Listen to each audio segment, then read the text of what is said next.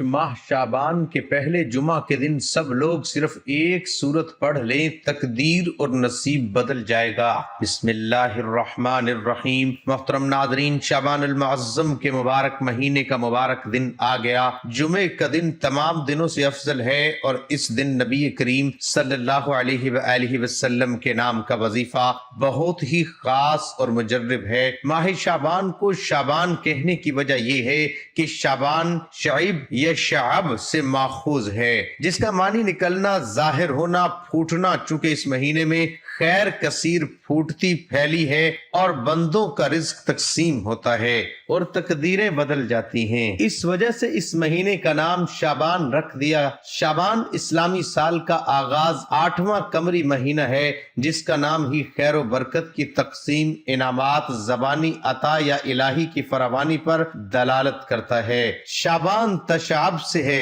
جس کے معنی تقریب، پھیلی، پھسلانا اور شاخ در شاخ ہوتا ہے۔ ان معنوں کی تعریب میں حضرت انس رضی اللہ تعالی عنہ سے روایت ہے، فرمایا اس ماہ کا نام شعبان اس لیے رکھا گیا ہے کہ اس میں روزہ رکھنے والے کو شاخ در شاخ بڑھنے والی خیر و برکت میسر ہوتی ہے، حتیٰ کہ وہ جنت میں داخل ہو جاتا ہے۔ شعبان میں 5 حرف ہیں، شین، عین، با، الف، نون۔ ان میں سے ہر حرف ایک ایک بزرگی کی نشاندہی کرتا ہے۔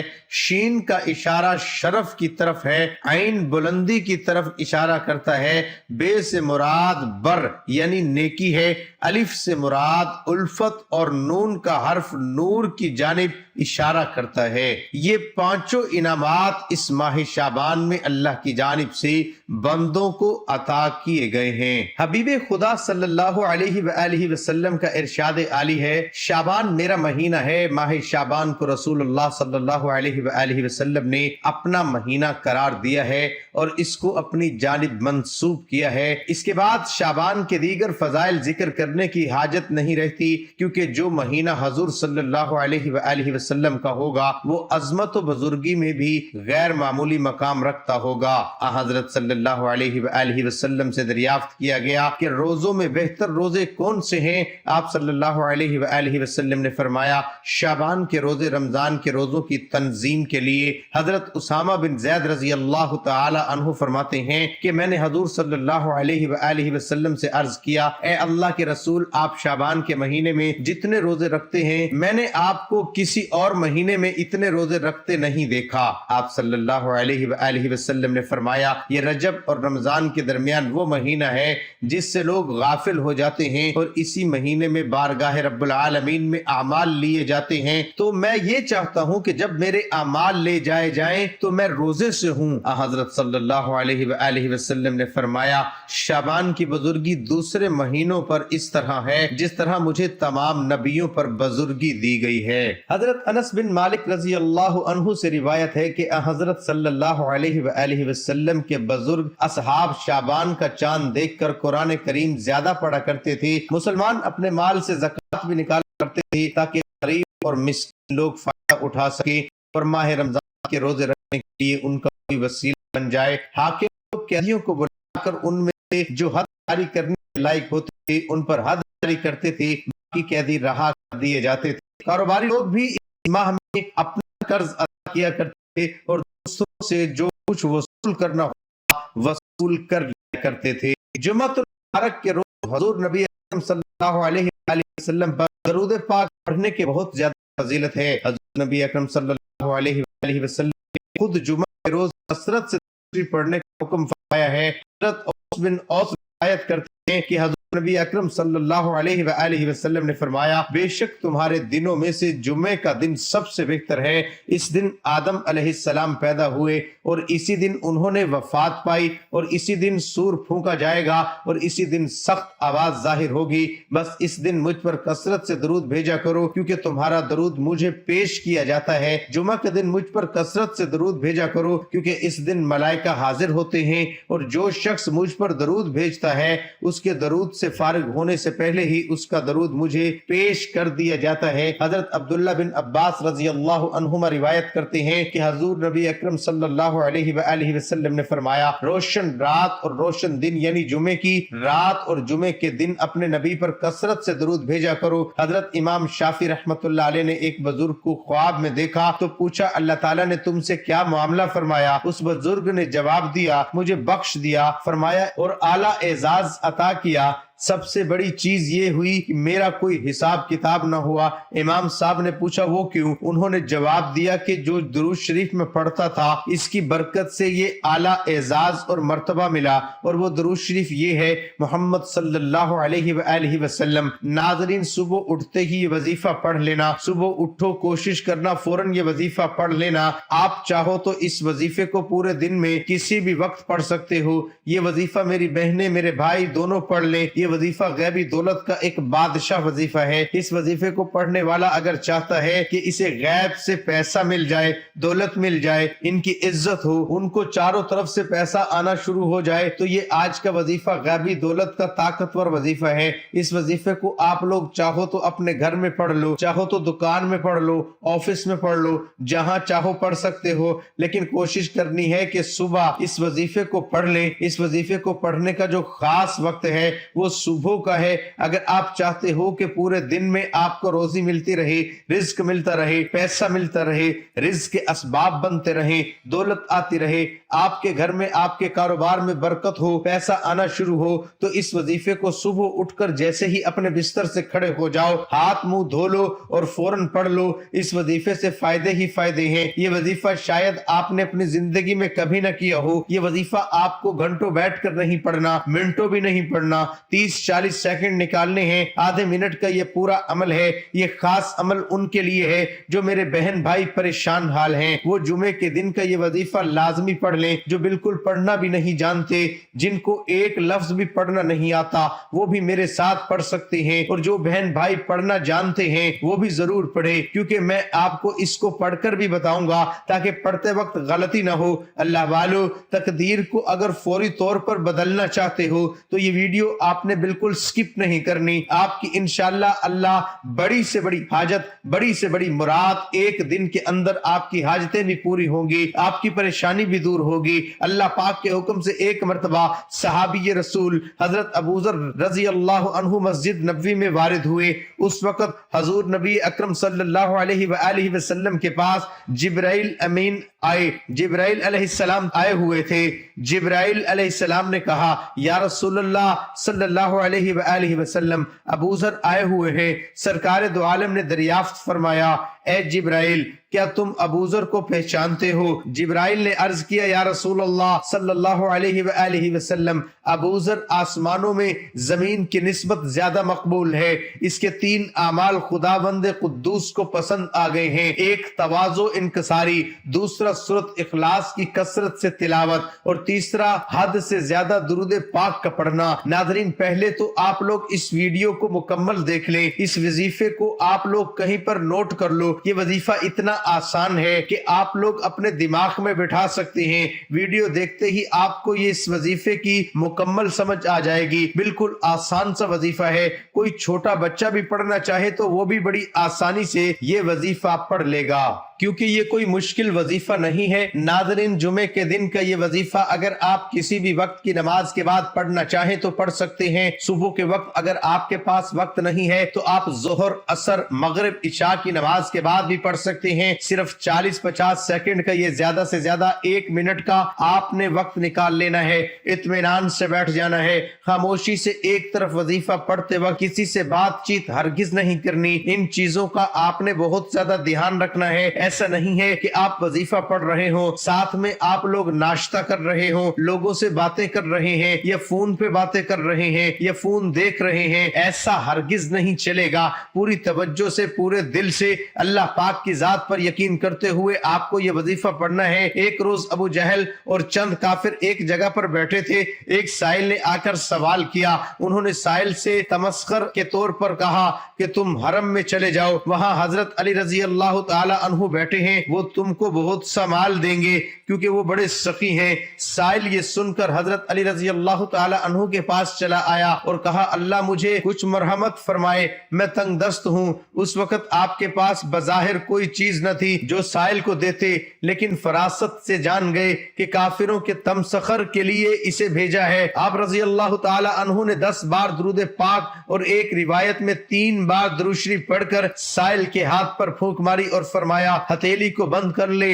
اور کافروں کے سامنے جا کے ہاتھ کھولنا۔ جب سائل کافروں کے پاس آیا تو انہوں نے پوچھا تجھے علی رضی اللہ تعالی عنہ نے کیا دیا ہے؟ اس نے مٹھی کھولی تو سونے کے دیناروں سے بھری ہوئی تھی۔ یہ دیکھ کر کئی کافر مسلمان ہو گئے، جبکہ ایک روایت کے مطابق ایک قیمتی گوہر مٹھی میں آ گیا۔ سبحان اللہ۔ تو میری بہنیں بھی اس عمل کو لازمی پڑھیں، میرے بھائی بھی لازمی پڑھیں، مرد عورت پڑھ سکتے ہیں، گھر کا کوئی ایک فرد پڑھ لے تو وہ بھی کافی ہے، لیکن اگر پورا گھر اس وظیفے کی عادت بنا لے کہ صبح جیسے ہی بستر سے اٹھنا ہے، اٹھتے ساتھ ہی آپ نے صرف 1 منٹ کا یہ وظیفہ آپ نے پڑھ لینا ہے، گھر کا ہر فرد پڑھے گا، پھر دیکھنا کیسے گھر میں برکتیں آنا شروع ہو جائیں گی، آپ سارا دن دولت میں کھیلتے رہو گے۔ اللہ والو، آپ نے سب سے پہلے 1 مرتبہ درود پاک پڑھنا ہے، صرف 1 مرتبہ کوئی سا بھی درود پاک آپ پڑھ سکتے ہیں، درود ابراہیمی پڑھ لیں، صلی اللہ علیہ وآلہ وسلم پڑھ سکتے ہیں، صلی اللہ علیہ وآلہ محمد پڑھ لیں، جو درود پاک پڑھنا ہو آپ 1 مرتبہ درود پاک پڑھ کے اس وظیفے کو پڑھنا شروع کر دیں۔ 1 مرتبہ درود پاک میرے ساتھ بھی پڑھ لیں ثواب کی نیت سے۔ اللہم صلی علی محمد وعلی آل محمد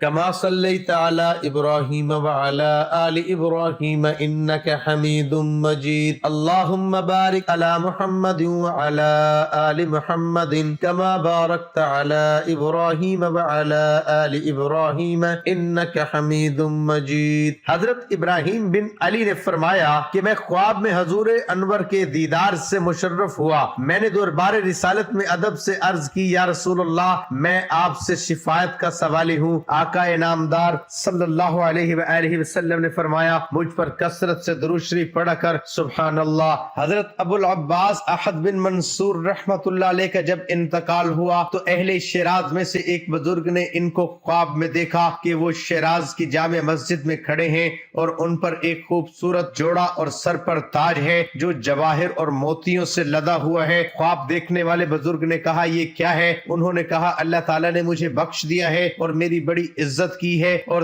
تاج عطا فرمایا، یہ سب نبی کریم صلی اللہ علیہ وآلہ وسلم پر کثرت درود کی وجہ سے ہے۔ سبحان اللہ۔ درود پاک پڑھنے کے بعد آپ نے اس وظیفے کو کیسے کرنا ہے؟ یہ صرف 30 سیکنڈ کا پورا عمل ہے، اس میں 3 وظائف پڑھنے ہیں، تینوں وظائف بڑے آسان ہیں اور تینوں الگ الگ پڑھنے ہیں، بالکل مختصر سے وظائف ہیں۔ میرے بھائیوں، آپ کو بتانے کا مقصد صرف یہ ہوتا ہے کہ آپ کو اچھے طریقے سے سمجھ آ سکے۔ سب سے پہلے نمبر پر جو وظیفہ پڑھنا ہے وہ میں آپ کو پڑھ کے بتاتا ہوں۔ آپ نے بہت بار اس وظیفے کو سنا بھی ہوگا، پڑھا بھی ہوگا۔ یہ اللہ پاک کا ایک بابرکت صفاتی نام ہے، یا نافع یا نافع یا نافع۔ ناظرین، جب آپ یہ وظیفہ پڑھیں گے انشاءاللہ پورا دن آپ کا ایسے گزرے گا، آپ کی زندگی میں خوشیاں آ جائیں گی، آپ کی زندگی میں بہاریں آ جائیں گی۔ تو آپ ایک دن کا یہ عمل کر لیں، کامل یقین کے ساتھ کرنا ہے۔ جو صحیح کامل یقین کے ساتھ کرے گا اس کو ایک دن میں ہی اس کا فائدہ مل جائے گا، اور جو کامل یقین کے ساتھ نہیں کرے گا، جس کا یقین پختہ نہیں ہوگا، وہ پوری زندگی میں بھی وظائف کرتے رہے اس کو اس کا فائدہ نہیں ہوتا۔ تو بات ہوتی ہے یقین کی۔ ناظرین، 1 مرتبہ درود پاک پڑھ لینا ہے اور اس کے بعد اللہ پاک کا مبارک نام یا نافع یا نافع صرف 11 مرتبہ پڑھنا ہے، زیادہ ٹائم نہیں لگے گا، آپ کا صرف 11 سیکنڈ میں یہ وظیفہ مکمل ہو جاتا ہے۔ اور یہ 3 وظائف ہیں، یہ پہلا وظیفہ آپ کو بتا دیا ہے، آپ نے پڑھنا ہے، اور آپ نے یا نافع پڑھنے کے بعد دوبارہ پھر 1 مرتبہ درود پاک پڑھ لینا ہے، اور درود شریف پڑھنے کے بعد آپ نے اللہ پاک کا دوسرا مبارک نام ہے یا مالکو یا مالکو یا مالکو، آپ نے اس کو بھی صرف 11 مرتبہ پڑھنا ہے۔ محترم ناظرین، اس پہ بھی آپ کے صرف 5 سے 10 سیکنڈ ہی لگیں گے، اسی لیے میں نے پہلے بھی بتا دیا تھا کہ یہ اتنا کوئی بڑا وظیفہ نہیں ہے، ہر بندہ آسانی کے ساتھ کر لیتا ہے۔ تو آپ نے یا مالک پڑھنے کے بعد دوبارہ پھر آپ نے درود شریف پڑھ لینا ہے، درود شریف پڑھنے کے بعد آپ نے 1 سیکنڈ کا وقفہ دینا ہے۔ اب آپ عمل کو پورا سمجھ لیجئے گا، جہاں پہ بھی آپ کو سمجھ نہ لگے آپ ویڈیو کو دوبارہ دیکھ لیں، ایک دفعہ اس عمل کو سمجھ لیں، ایک دفعہ جب آپ اس عمل کو کر لیں گے اس کے بعد آپ سارا دن دیکھیں گے بگڑے کام سنورنا شروع ہو جاتے ہیں، آپ کے اوپر لاکھوں کروڑوں کا قرض بھی ہوگا تو اللہ کے حکم سے ایسی غیبی مدد آپ کو مل جائے گی کہ آپ کی نسلیں سنور جائیں گی، چاہے تو وہ قرض دار آپ کو قرض معاف کر دے گا یا آپ کو اتنی دولت مل جائے گی کہ آپ آسانی کے ساتھ قرض ادا کر سکیں گے۔ اس کے بعد آپ نے دوبارہ پھر درود شریف پڑھ لینا ہے۔ درود شریف پڑھنے کے بعد آپ نے محمد صلی اللہ علیہ وآلہ وسلم، محمد صلی اللہ علیہ وآلہ وسلم، محمد صلی اللہ علیہ وآلہ وسلم، آپ نے اپنی زندگی میں شاید اس وظیفے کو پہلے کبھی نہیں کیا ہوگا، میں نے پہلے بھی آپ کو بتایا تھا، تو آپ نے سیدھے ہاتھوں کی انگلیوں پر محمد صلی اللہ علیہ وآلہ وسلم پڑھنا ہے۔ آپ نے اس کو بھی 11 مرتبہ پڑھنا ہے، 11 مرتبہ ڈوب کر تسلی کے ساتھ آپ اس عمل کو کر لیں، اور اس کے بعد سورۃ اخلاص 21 بار پڑھ لیں۔ قل هو اللہ احد اللہ الصمد لم یلد ولم یولد ولم یکن له کفوا احد، اور اس کے بعد آپ نے دوبارہ پھر درود شریف پڑھنا شروع کر دینا ہے۔ آخر میں درود شریف پڑھنے کے بعد آپ نے ہاتھ اٹھا لینے ہیں دعا کے لیے۔ اس وقت آپ دل میں بھی دعا مانگ سکتے ہیں، آپ چلتے پھرتے بھی دعا مانگ سکتے ہیں، یہ کوئی ضروری نہیں ہے۔ آپ کے پاس وقت کم ہے، آپ دل میں یہ دعا مانگ لیں کہ یا اللہ میری جو بھی حاجتیں ہیں، جو بھی میری مشکلات ہیں، جو بھی میری پریشانیاں ہیں، وہ تجھے پتہ ہے تو حل کر دے، بس اتنی دعا بھی آپ مانگ سکتے ہیں۔ لیکن ہر عبادت کا جو مغز ہے وہ دعا ہوتا ہے، تو کوشش کریں کہ آپ کے پاس اتنا ٹائم مل جائے، آپ تسلی کے ساتھ خوب گڑ گڑا کر بھکاری بن کر اللہ پاک سے مانگنا شروع ہو جائیں، آپ کی پریشانیاں دور ہو جائیں گی، بیماریاں ختم ہو جائیں گی، حاجتیں پوری ہو جائیں گی، لاکھوں کا قرض ہے ادا ہو جائے گا، آپ کے اوپر مالی تنگی ہے وہ ختم ہو جائے گی۔ ناظرین، کوئی بھی وظیفہ نماز کے بغیر مکمل نہیں ہوتا، آپ نے 5 وقت کی نماز بھی لازمی ادا کرنی ہے اور حسب توفیق صدقہ بھی دینا ہے۔ محترم ناظرین، ام المؤمنین سیدہ عائشہ رضی اللہ عنہا بیان کرتی ہے کہ رسول اللہ صلی اللہ علیہ وآلہ وسلم نے ایک شخص کو لشکر کا سردار بنا کر بھیجا، وہ نماز میں یعنی ہر رکعت میں اپنی قرات قل هو اللہ احد پر ختم کرتا۔ جب لشکر والے لوٹ کر مدینہ میں آئے تو انہوں نے حضرت صلی اللہ علیہ وآلہ وسلم سے اس کا ذکر کیا۔ آپ نے فرمایا اس سے پوچھو ایسا کیوں کرتا ہے؟ لوگوں نے پوچھا، وہ کہنے لگا اس صورت میں اللہ کی صفتیں مذکور ہیں، مجھ کو اس کا پڑھنا اچھا لگتا ہے۔ نبی صلی اللہ علیہ وآلہ وسلم نے فرمایا اس سے کہو اللہ تجھ سے محبت کرتے ہیں۔ ابن دقیق العید رحمت اللہ علیہ کا قول ہے کہ اللہ تعالیٰ کی محبت کا سبب یہ معلوم ہوتا ہے کہ وہ صحابی اس صورت سے پیار کرتا تھا، اور یہ بھی احتمال ہو سکتا ہے کہ اس کی کلام سے حاصل شدہ دلالت اس محبت کا سبب ہو، کیونکہ رب تعالیٰ کی صفات کو محبوب و پیارا سمجھنا اس کے عقیدے کی درستگی پر دلالت کرتا ہے۔ امام قرطبی رحمت اللہ علیہ فرماتے ہیں اللہ تعالیٰ کے بندے سے محبت کا مطلب یہ ہے کہ اللہ اسے اپنے قریب کر لیتا ہے اور عزت و اکرام سے نوازتا ہے۔ بندے کی طرح اللہ کی محبت میں کوئی غرض پوشیدہ نہیں ہوتی۔ رب تعالیٰ سے بندے کی محبت محض ارادے کا نام نہیں، بلکہ یہ محبت الگ زائد چیز ہے، کیونکہ بعض اوقات انسان کے دل میں ان اشیاء کی بھی محبت ہوتی ہے جنہیں وہ حاصل نہیں کر سکتا، اور ارادہ تو وہ ہے جو بعض ممکن وجوہ کے ساتھ فعل کو خاص کر دے۔ گو انسان کا ارادہ نہ بھی ہو مگر وہ اپنے دل میں افعال حسنہ اور صفات جمیلہ کے حامل علماء و فضلاء کے لیے محبت محسوس کرتا ہے۔ چنانچہ جب محبت اور ارادے میں فرق واضح ہو گیا تو معلوم ہوا کہ لوگوں کا رب تعالیٰ کو بھی محبوب بنانا حقیقی معنی رکھتا ہے، جیسا ان لوگوں کے ہاں معروف ہے جنہیں اللہ نے اس محبت کا رزق دیا۔ ہم بھی اللہ تعالیٰ سے دعا گو ہیں کہ ہمیں بھی وہ اپنے مخلص پیار کرنے والوں میں سے بنائے، آمین۔ تمام دوستوں سے گزارش ہے کہ اللہ کے 99 ناموں میں سے ایک نام کمنٹ میں لازمی لکھا کریں۔ اللہ ہم سب کا حامی و ناصر ہو، آمین۔